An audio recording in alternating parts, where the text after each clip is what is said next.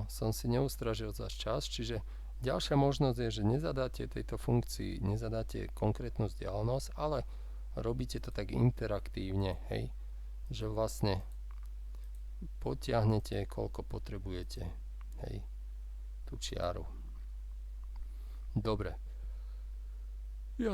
Dobre, čo ideme ďalej? Tento akúdrov si môžem vypnúť. Takže to sme mali túto funkciu. Ďalšia je veľmi podobná a je to, že orezať k priesečníku. Trim to intersection, hej. No, opäť poďme troška vedľa. To sme už pokreslili. Nakreslím si dve čiary. Najskôr ich takto, že pretnem ich, hej, keď už k priesečníku ich ideme orezávať. Ano? Dobre. No a keď zapnem túto funkciu, tak sa ma pýta, že teda klikám na tú časť čiary, ktorú chcem, aby mi zachoval, áno, za tým priesečníkom, čiže túto časť čiary a na túto kliknem, hej, napríklad, čiže ostane mi potom takéto obratené Včko, čiže túto a pekne mi to orezal, áno, čiže orezal to k priesečníku, to čo som chcel. Teraz ešte urobím takúto vec, že ja tie čiary skrátim. Máte ľubovoľné dve čiary a vy chcete skonštruovať ich priesečník, ich predĺžiť k priesečníku, čiže to opäť je to táto istá funkcia, hoci sa volá, že orezať trim to intersection alebo stiahnuť k priesečníku, ale aj vlastne vám predĺžiť k priesečníku tie čiary, hej, takýmto spôsobom. Čiže klikol som na jednu, klikol som na druhú ešte raz, lebo som kecal, čiže alebo ľubovoľné nejaké čiarky si nakreslím kdekoľvek, hej. A teraz, keď použijem túto funkciu, tak vlastne mi to predĺží. Áno, spojím mi to do priesečníka. Pravda, že musia smerovať k sebe tie čiary. No, ďalšia funkcia, ktorá nás tu čaká, použijem napríklad dobre, tak to vymažme to všetko. Dajme si, že čiarku,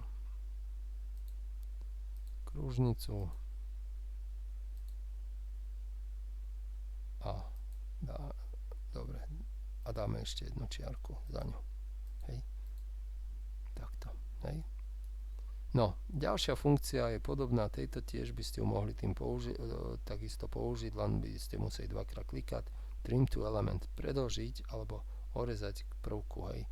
Veľmi podobná, čiže kliknem, čo chcem predĺžovať a pokiaľ chcem predĺžiť, áno. Treba túto čiaru ešte chcem predĺžiť sem, hej. Predĺžil som.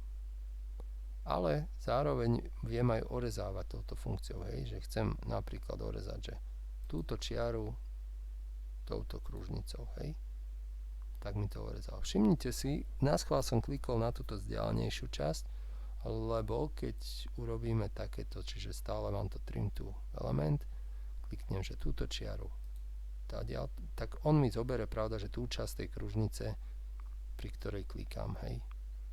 Áno, čiže tiež veľmi, veľmi dobrá funkcia. No. Ďalšia funkcia, ako vy si skúšajte tieto funkcie, ja to idem tak letom svetom a pauzujte to video. Naozaj, toto je skupina funkcií, ktorá ušetrí veľa nervov, veľa času. Hej, keď môžete vy z existujúcich prvkov robiť nové, opravovať existujúce prvky, čiže nemusíte ich kresliť na novo, takže veľmi sa zíde táto funkcia. Koľko máme? 4 minúty. No, ďalšou funkciou bude funkcia táto, ale tiež si pripravíme vlastne nejakú kresbu. Dajme takto, že čiaru, môžeme dať aj obdĺžnik nejaký, no a dáme takto, že čiarky, že odtiaľ to sem čiarku, takto čiarku, takto čiarku, takto čiarku, hej. No, o čo sa tu jedná? Je to podobná funkcia, len opäť nám môže šetriť čas. Dajme tomu, alebo ešte si tu dám takéto čiary, ďalšie, hej. Dám aj sem čiaru. No, dajme tomu, že chcem orezávať touto čiarou tieto všetky ostatné. Áno. Čiže zapnem túto funkciu. Tu by som musel robiť čo? Vždy ísť sem a kliknúť. Tak, hej. A znova vybrať a kliknúť. Hej. A vybrať a kliknúť. Pardon. To sa mi pravda, že nechce.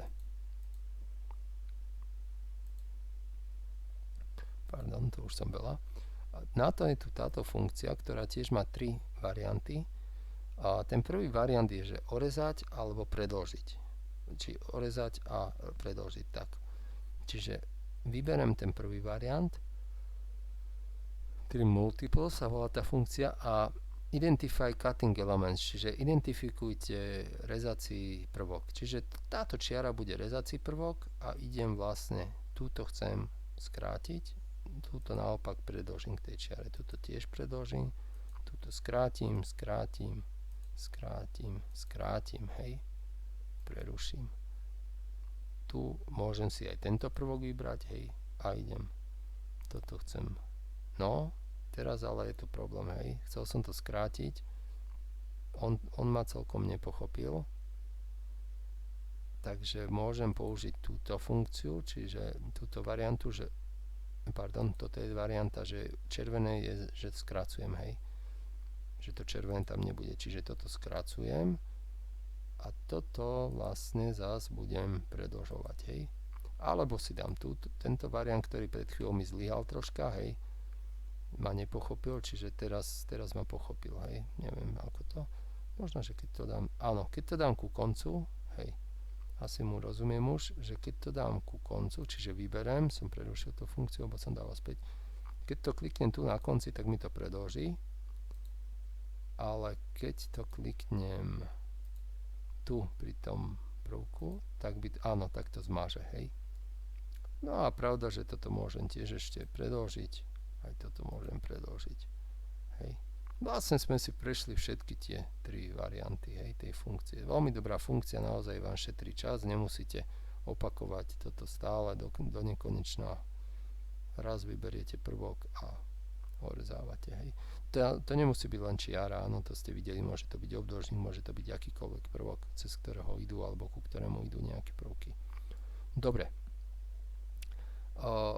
Ďalšou funkciou v poradí máme koľko hodín?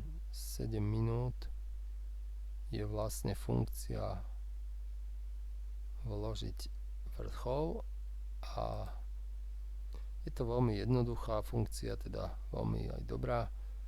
Dajme si takúto čiaru, hej. A touto funkciou vložiť vrchol vlastne ju budeme zalamovať. Pozor, je to rozdiel proti tejto funkcii. Áno, v čom je rozdiel? Toto len mi mení polohu. Áno, to nevkladá ďalší vrchol, hej.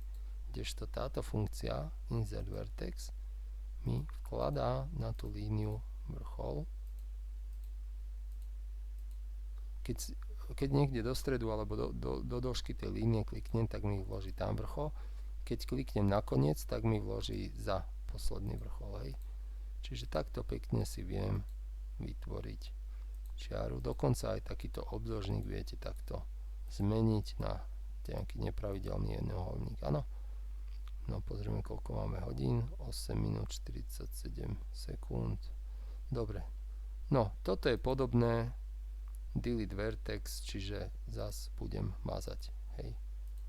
Mazať vrcholy, až vlastne sa dostanem. A už nemôžem posledný zmazať, lebo to by som už zmazal čiaru, hej. Takže tak, dobre. Tak prešli sme si vlastne celú skupinu funkcií, asi sme to aj stihli, 9 minúta 14 sekunda, takže asi to uzavriem toto video a pôjdeme ďalej.